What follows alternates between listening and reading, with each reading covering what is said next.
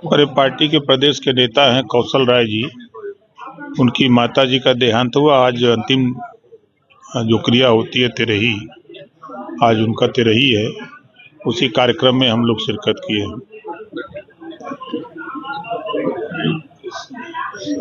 इससे अलग राजनीति की अगर बात की जाए तो आज मल्लिकार्जुन खड़गे का बयान आया है। उन्होंने कहा है कि कांग्रेस ने जो है या सोनिया गांधी सरकार या यूपीए सरकार ने जनता के अधिकारों को मजबूत किया, चाहे आरटीआई हो, मनरेगा हो, आरटीई हो, भूमि संरक्षण अधिनियम हो, जनता के अधिकारों को मजबूत किया, जबकि भाजपा सरकार ने जनता के अधिकारों को कमजोर किया है।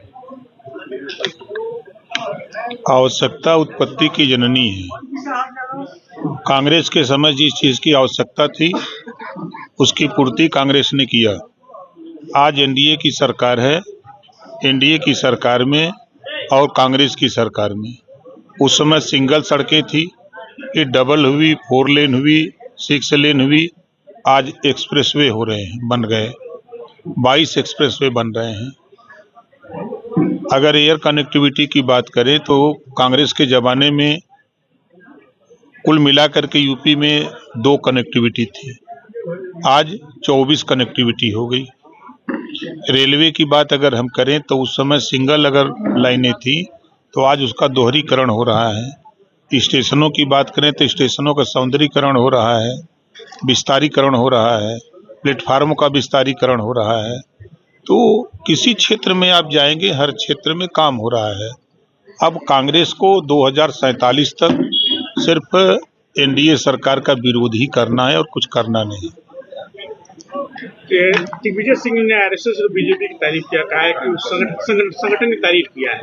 जिसके बाद कांग्रेस के ही नेता है त्रिभुवन सिंह देव, उनका बयान आया। उन्होंने कहा है कि हमें किसी संगठन से सीखने की जरूरत है, सीखना बुरी बात नहीं है। देखिए, दिग्विजय सिंह जी ने जो बात कही है, धरातल पर वो देख रहे हैं कि आरएसएस धरातल पे काम कर रहा है और कांग्रेस पार्टी के लोग दिल्ली में बैठ के काम कर रहे हैं।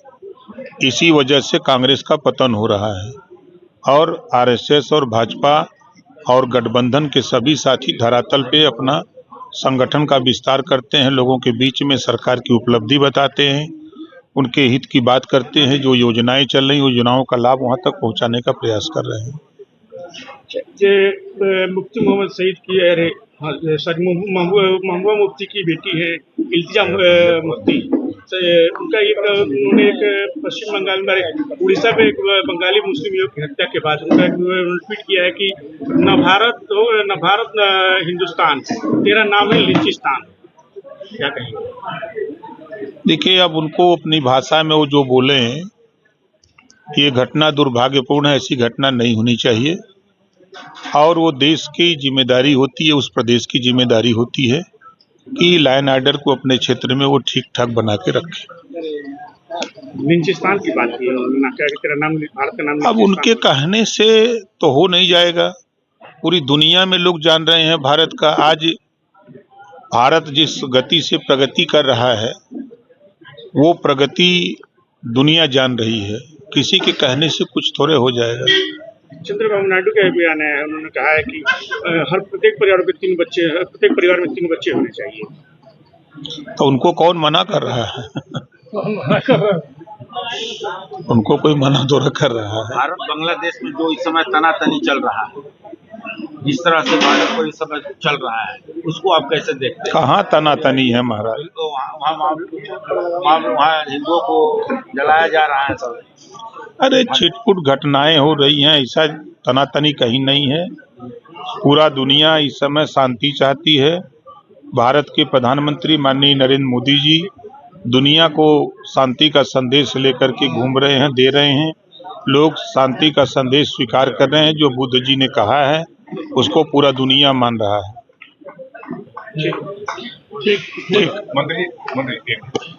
मंत्री जी, जिस तरीके से उत्तर प्रदेश में एसआईआर हुआ, उसको लेकर जो है विपक्ष लगातार सवाल खड़े कर रहा था। अब सुनने में ये आ रहा है कि खुद मुख्यमंत्री भी एसआईआर को लेकर कहीं न कहीं विधायकों के साथ बैठक कर रहे हैं, क्योंकि बहुत सारे नाम इसमें काटे जा रहे हैं। देखिए, नैतिक जिम्मेदारी है पार्टी है, विधायक हैं, तो विधायकों को अपने अपने क्षेत्र में जा करके जो फॉर्म फिलअप कराना है उसको कराना चाहिए। और जहाँ तक विपक्ष की बात है, विपक्ष दो मुहैया सांप की तरह बोलता है। पहले तो बोला कि हमारा नाम कट रहा है, सड़क पर चिल्ला रहे हैं और बूथ पर फार्म भरवा रहे हैं उनके लोग, चाहे वो बंगाल में हमने देखा, चाहे यूपी में देखा, चाहे बिहार में देखा, हर जगह वो कर रहे हैं। और रही बात कि एसआईआर में नाम उनके कट रहे हैं जो मृतक हैं, नाम उनके एक जगह हो रहे हैं जो 2 जगह 3 जगह नाम कराए हुए हैं, शहर में चले गए हैं और गांव में अपना नाम कराए हुए हैं, शहर में भी। इस नाते एक जगह उनका नाम हो रहा है। जो नए मतदाता 18 साल की उम्र पूरा कर लिए हैं उनका नाम बढ़ाया जा रहा है। यही काम तो हो रहा है। अखिलेश यादव ने ट्वीट किया है कि मुख्यमंत्री ने कहा था कि 4 करोड़ मतदाताओं के नाम कट रहे हैं, अब 2.5 करोड़ के आसपास कट रहे हैं। ये 1,11,000 शुभ संख्या ये कहाँ गए, मतदाता कहाँ से आ गए या कहाँ गए? देखिए 25 करोड़ आबादी है। अब जिलेवार अगर हम बात करें या विधानसभा वार बात करें तो हमारी विधानसभा, हम जहाँ से विधायक हैं जहूराबाद से, समझिए कि वहाँ 10,234 लोगों की डेथ हुई है एक्यूरेट। अब 403 विधानसभा है, हमारे यहाँ करीब 25,212 लोग पलायन कर गए हैं। पलायन मतलब कि वो या तो शहर में चले गए हैं या तो प्रदेश छोड़ करके चले गए हैं। हमारे यहाँ करीब 5,500 के ऊपर ऐसे मतदाता हैं जो उनका नमवे नहीं मिल रहा है। उनको बहुत खोजा गया उनके पते पर, लेकिन नहीं मिल पा रहे। अखिलेश यादव ने साफ कहा है कि क्या मुख्यमंत्री ने कहा है कि 4 करोड़ मतदाताओं के नाम कट रहे थे, जब अब जो फाइनल लिस्ट आई है उसमें 2.5 करोड़ के करीब मतदाताओं के नाम कट रहे हैं, तो 1 करोड़ 1 लाख मतदाता कहाँ से बढ़ गए? भाई देखिए, जहाँ नहीं, कहाँ से बढ़ गए?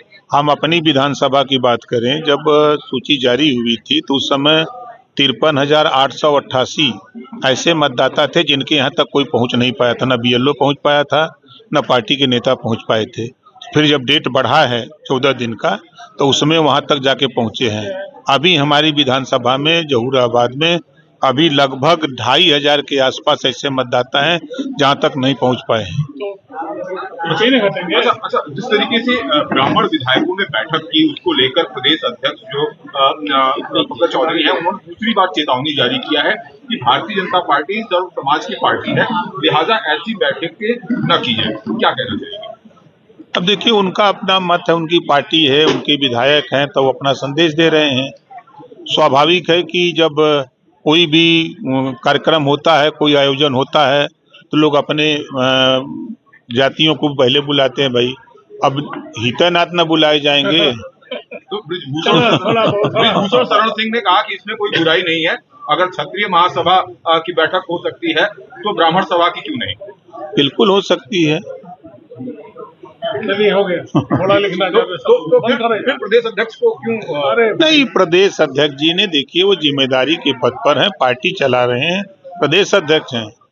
उनका अपना मानना है कि इस तरह की बैठकें जो पार्टी के चुने हुए जनप्रतिनिधि हैं, उनको उन्होंने कहा है कि ऐसी बैठकों को अगर करना है तो वो संज्ञान में प्रदेश अध्यक्ष के या जो संगठन मंत्री है उनको संज्ञान में लाके करना चाहिए। लेकिन समाजवादी पार्टी के नेता, जो बड़े नेता हैं, वो ये कह रहे हैं कि ब्राह्मण विधायक कहीं न कहीं बीजेपी में नाराज चल रहे हैं, लिहाजा उन्होंने बैठक की, ऐसा उनका।